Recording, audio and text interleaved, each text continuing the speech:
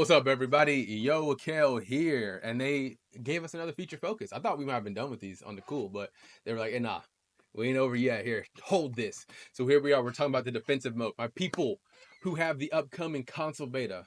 I'm low-key going to try my hardest to get in there because I have every console.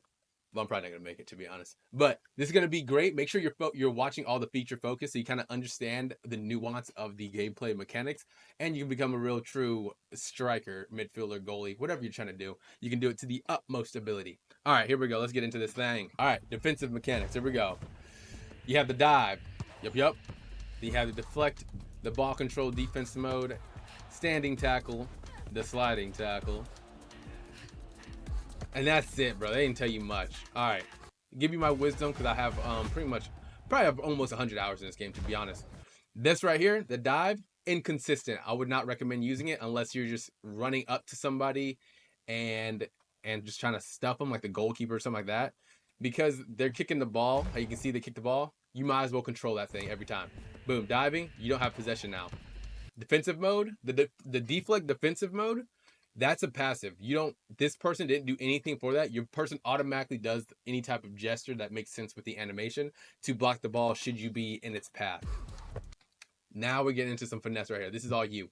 So defensive control, that's something that you actually stole, and it's a tighter timing than you would imagine because the ball isn't going to you, it's trying to go past you. So you have to read the trajectory, and also go for that input at a precise time. Standing tackle, sliding tackle, running straight forward on people and sliding tackle, it's not gonna work. Actually, it might work right now for the beta. But once you start facing PC people, a lot of the PC people have already experience, so you're gonna get juked out of your freaking socks, brothers. That's pretty much it. We'll watch it one more time just to see anything else that I could point out. Nothing crazy. I will say, actually, a great one too, another great tip. This right there, the standing tackle. This one is going to be very key.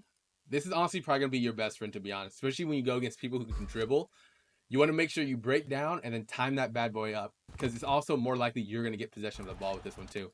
The sliding tackle can also push the ball too far away from you, and so you end up not actually being able to gain possession. All right. You're trying to get me, bro. Okay. We're going to close that out, and now we're going into the actual news. Let's go ahead and zoom this bad boy up. I'm trying to get all frisky in this thing. Close this. I don't want your cookies. I'm on a diet. All right. Hi, y'all. A lot of you have been asking questions on how defense works in Rematch. By popular demand, this post will therefore focus on the defense mechanic. From the beginning of the project, we wanted Rematch to focus on team play with mechanics that incentivize passing the ball and collective actions. I love that.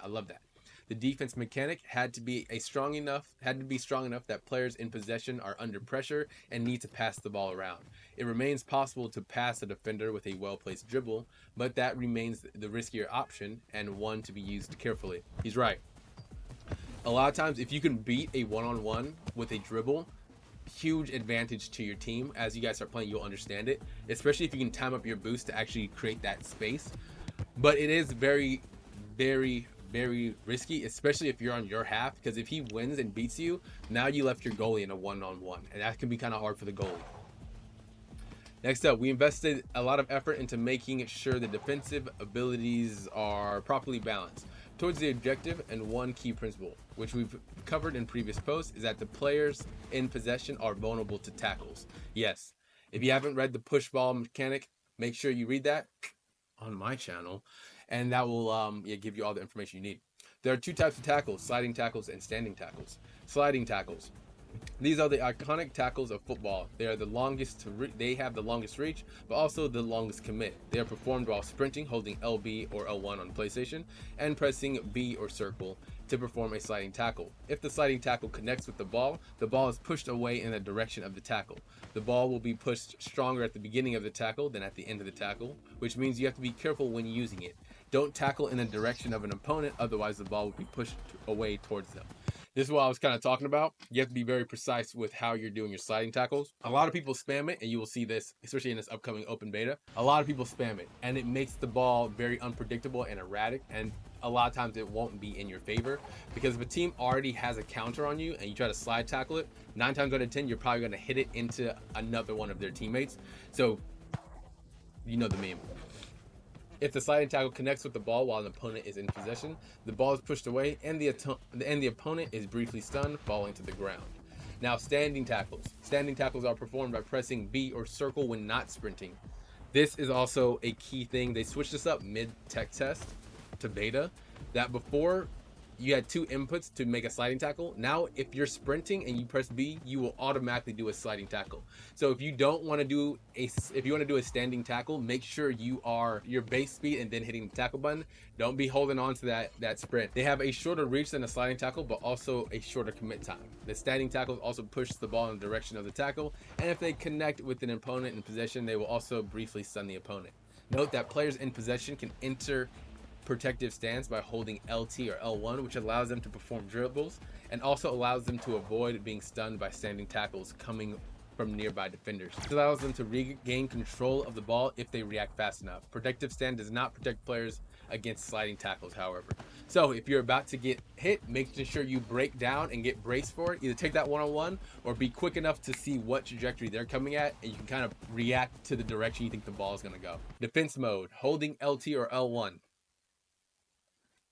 LT or L1? I think it's supposed to be L2. Okay. While out of possession switches you into defense mode, this essentially creates a larger hitbox around the player and allows to automatically deflect shots that are nearby. If the ball is shot directly at the player or very close to them, the ball will deflect forward, allowing the defender to push forward. If the ball is shot to the side, and the ball will still go past the defender, but will be deviated instead of deflected, having less impact on the ball's trajectory. Defense mode is therefore an essential tool when facing opponents with the ball, in order to close down angles and protect your goal.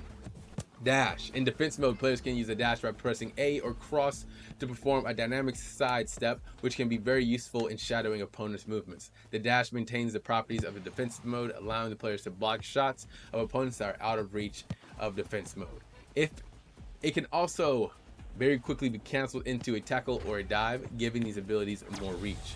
The dive. Defenders have another tool to allow them to intercept the ball that are too high for tackles or dash and too powerful to be volleyed. The dives. By holding RB and R1 and pressing circle or B, players can dive in the air and deflect the ball that comes in contact that connects with their trajectory. The dynamics of dives are different depending on whether the player is jogging, sprinting, or in defense mode, with different vertical and horizontal reaches for each. Choose your locomotion wisely to intercept balls in the air. This covers the main mechanic for outfield defenders. A critical part of defense remains to be covered: the goalkeeper role. Try the hardest role, low key. It's also kind of fun, but not for me. I'm out there. I'm a striker, boys, or a midfielder.